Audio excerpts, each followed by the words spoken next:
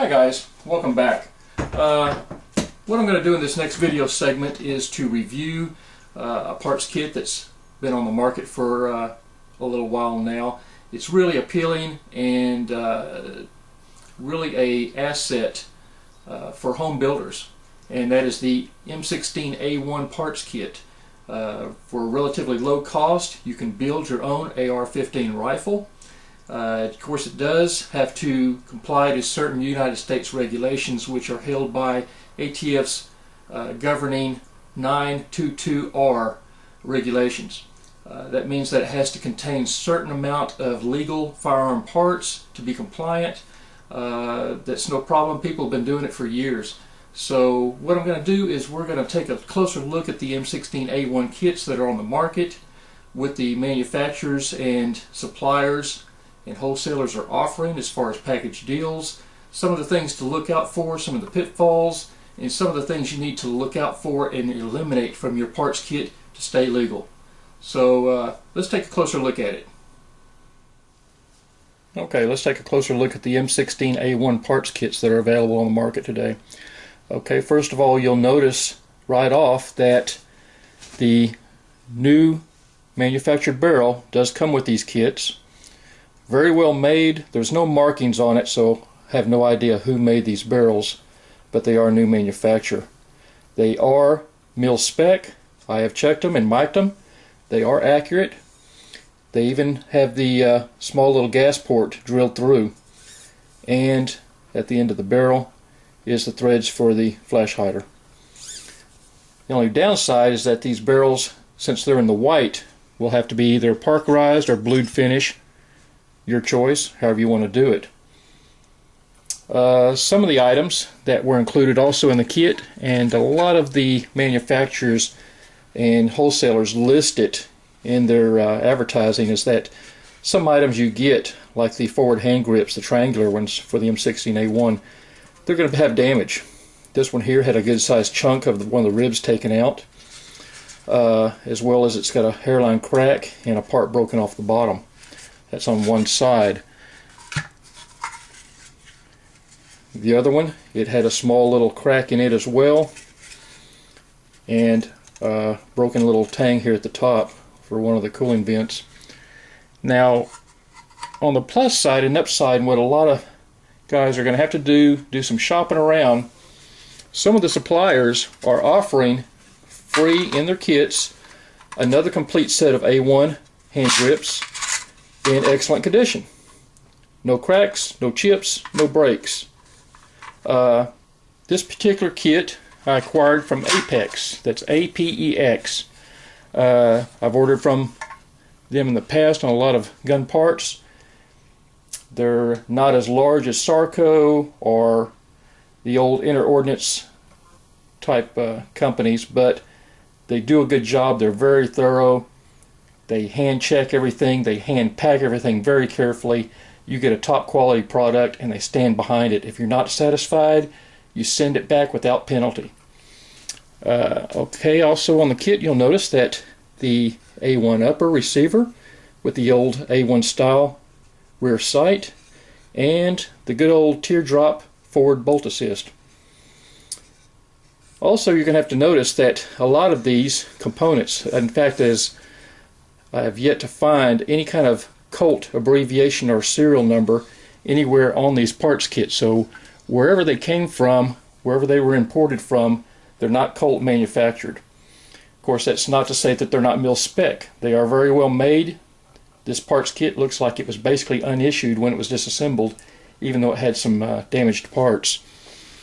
Colt did subcontract a lot of their components out, so to me it's just a name. It doesn't mean that it doesn't work. Here on the buttstock you'll see a nice crack through here. I'll have to replace that. Other than that, the rest of the stock looks very well conditioned, very well taken care of. The M16 bolt and carrier, very well maintained. In fact, it looks like it was never even used in the rifle, as apparent from the parkerizing finish here on the bottom. Hardly any wear at all. Very few rounds put through it. The kit is complete. Every little small minor spring, pin, everything for the lower receiver is included, including some no-no parts. We're going to go over that next. So let's take a closer look at the items you need to pull from the M16A1 parts kit. Okay, here we are looking at the fire control groups and also all of the internal lower parts for the M16A1 and AR-15. Okay, first of all, what we're going to go over is the items you need to pull from your parts kit that are not allowed here in the USA on semi-auto AR-15s. First component is the M16 hammer. This component is not allowed. Next item is the M16 trigger assembly. This item also is not allowed. The M16 auto sear is definitely not allowed. In fact, ATF has even prosecuted individuals, unlicensed individuals, for holding and maintaining this part along with possession of a complete AR-15 rifle. Just this one part here constitutes manufacturer intent for an automatic rifle.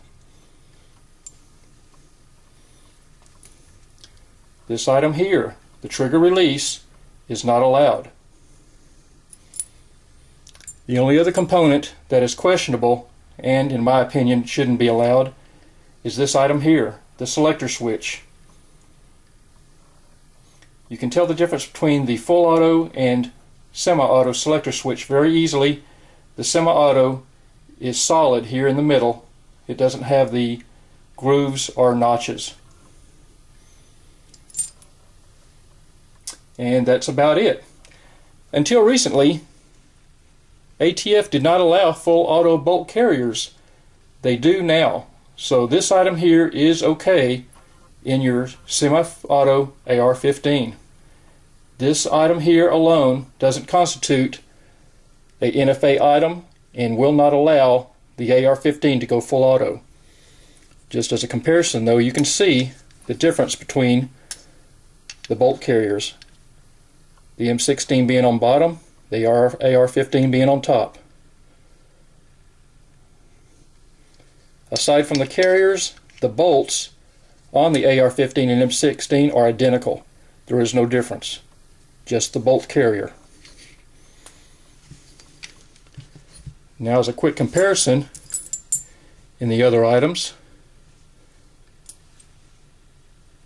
you'll notice on the semi-auto AR-15 trigger you have a solid bar here in the back.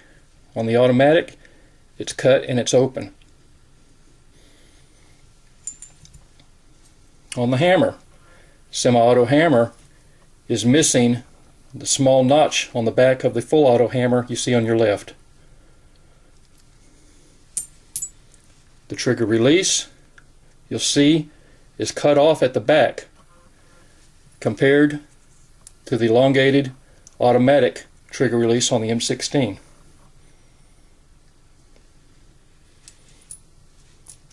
Alright guys, that concludes it.